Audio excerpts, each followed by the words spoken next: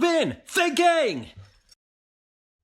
Well, just when you thought 2020 couldn't get any weirder, there's Kanye West popping up and saying, well, I'd like to be president.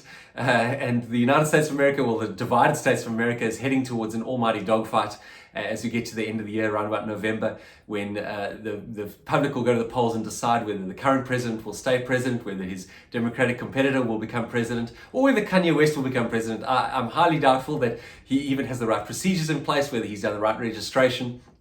You sort of wonder what he is doing. If I look at a man like him, it's very evident that he is wanting to serve God. He's an outspoken Christian. He obviously wants to do some good. He believes that if he got into a position of power, the ultimate position of power in the nation, he'd be able to do some good.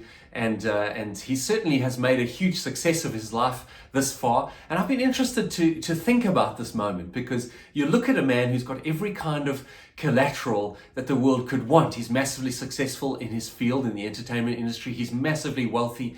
He is a super influential businessman. He has just done so much right in his career, and he's built an empire for himself, no doubt about that.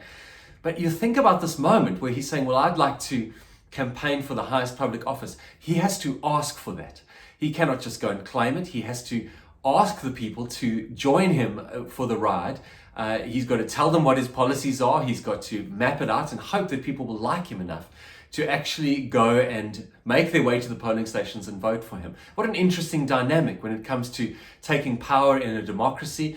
Even when it's not a democracy and you might be a monarch or a person born into a royal family, you still can't quite be sure that the rest of your life is going to pan out like you want it to. You kind of, at some level, are subject to the whim of the people. You saw that in France, the French Revolution, hundreds of years ago, when the people would just storm the castle gates, and they would got tired of the royals, and they would go and break into the palace, carry them off, and go and execute them.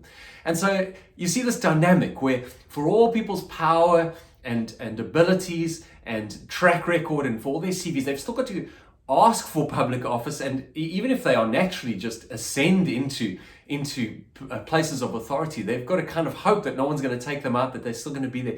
And that's made me think about Jesus, because he is the exception. And Jesus told a parable that has stood out to me so significantly. One aspect of this parable, it's in Luke chapter 19. And many of us who know the Word of God will know that when you start reading it, it's the heading is sort of the parable of the miners. And what a miner was a unit of currency in those days, and also called a talent. And so basically it describes this man of noble birth who's going to go off to a foreign nation and be made king and then return. And before he does that, he takes his servants and he gives them this unit of currency each. And he says, I want you to do something with this. I want to return for what I'm going to give you. And by the time I come back, I'm going to ask you what you've done with it.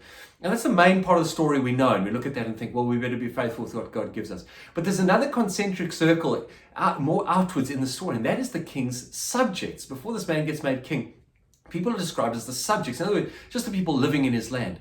And so he not only deals with the people in his household, but then the subjects come in and they play a part in the story. And so the king goes off, and the subjects then send a delegation after him. And this is a story Jesus made up, and every detail is important. The subjects send a delegation after him in this catastrophic lapse of judgment. And they say, we don't want this man to be made king. And then Jesus said, and he's telling the story about himself. Then he says, he was made king, however. He was made king and returned home. And then they've got to deal with him now. And there's no indication that the king in this parable had his feelings hurt. There's no indication that the king in this parable was concerned, that maybe people didn't like him, that maybe they didn't like his policies, that his constituents sort of weren't happy with him. There's absolutely no indication that the king dealt with him in any other way than simply to say, I am your king, and that is what is happening, and now I'm going to deal with you. And by the end of the story, the king says to his servants, now I want you to bring those people who didn't want me to be their king. Bring them to me and kill them in front of me. So what a story. I mean, we don't really know Jesus like this. We sort of think of him as being very different to this, holding little lambs and just being nice to everybody. But Jesus, when he returns, he will return as king. Without apology, without question, without needing to campaign, without being concerned about whether people like him or not, without needing to garner votes, without being some kind of monarch feeling threatened by his position and thinking, well, I wonder if someone's going to take me out or people are going to storm the gates.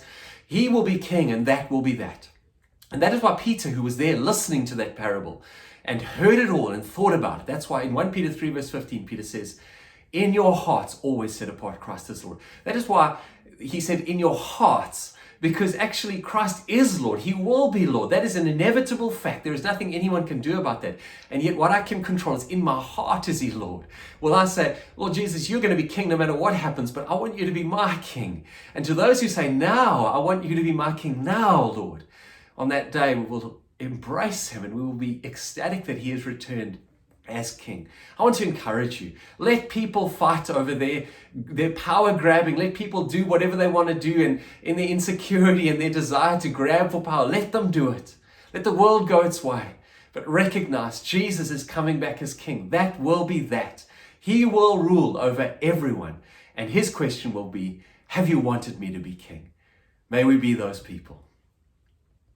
The end.